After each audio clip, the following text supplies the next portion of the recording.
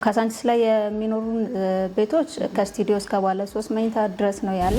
የንግድ ሱቆችም አሉን ከ20 ካሬ ጀምሮ እስከ 56 ካሬ ድረስ ይኖረናል። ነገር ግን ከፍ ያለ ካሬ የሚፈልጉ ክላይንቶች መርጅ ማድረግ ይችላሉ። የሚዛቸው ሎኬሽኖች ሴንተር ሎኬሽኖች ላይ ነው። እንግዲህ ሌሎች ሪል ስቴቶች ቤቶችን ለተረካቢዎች በሚሰጡበት ጊዜ ያሉ የጊዜ መዘግየት፣ የገንዘብ መውጣት መውረድ ነገሮች አሉና የእናንተ ድርጅት ይህንን ነገር ከምን አንጻር ነው እያየ ያለው? ለሰዎች የማስረከብ ቁርጠኝነቱ ምን ያህል ነው? እንደ ባለሙያ በመጀመሪያ ደረጃ ሰው ማየት ያለበት ሌጋል የሆኑ ዶክመንቶችን ማየት አለበት።